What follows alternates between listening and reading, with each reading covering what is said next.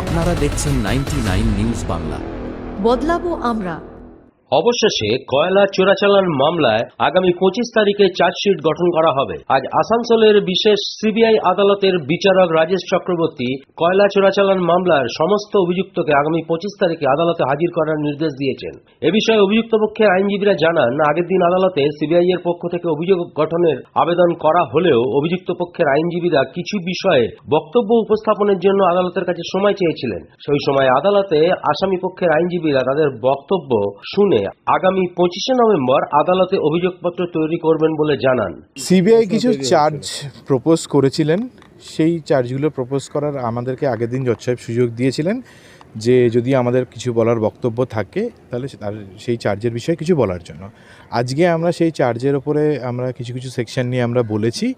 এবার সেটার হিয়ারিং হয়েছে, পরবর্তী রায় পরবর্তী ডেট ফিক্স হয়েছে 25 তারিখে। জজ সাহেব চার্জ ফিক্স করার জন্য দিয়েছেন। আজকে মোটামুটি কতজন শুনানি হলো?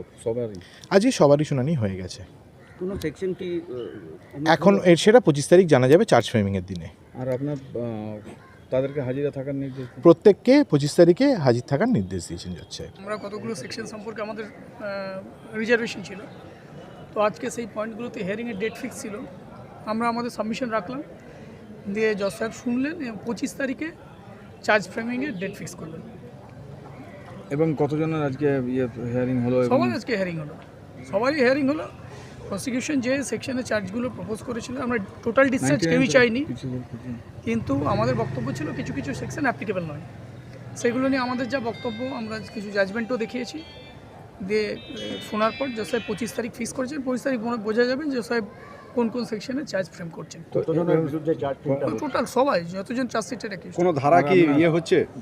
25 তারিখে জানা যাবে। আমাদের বক্তব্য আমরা রেখেছি, 25 তারিখে জানা যাবে যে আমাদের সঙ্গে সহমত হলেন না, প্রসিকিউশন যেগুলো প্রপোজ করেছিলেন সবগুলোতে ফ্রেম করবেন, সেটা জানা যাবে 25 তারিখে। তো আপনার যতজন অভিযুক্ত তাদের কি সশরীরে হাজির? হ্যাঁ, 25 তারিখে সবাইকে ফিজিক্যালি আসতে হবে। 25 তারিখে আচ্ছা, এটা কি সবার ক্ষেত্রে হয়েছে যে ধারাগুলো প্রযোজ্য নয়? অথচ যারা মনে করেছে সেট অনুযায়ী, যেমন ধরুন ইন্ডিভিজুয়াল অ্যাকিউজড আছে, ইসিএল এমপ্লয়ি আছে, তারপর এইভাবে যাদের মানে এক একটা সেট অফ অ্যাকিউজডের এগেইনস্টে কিছু কিছু চার্জের ডিফারেন্স ছিল।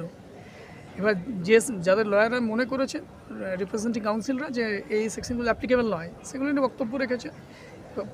25শে জানা যাবে যে জজ সাহেব ফাইনালি কোন সেকশনে চার্জ ফ্রেম করছে।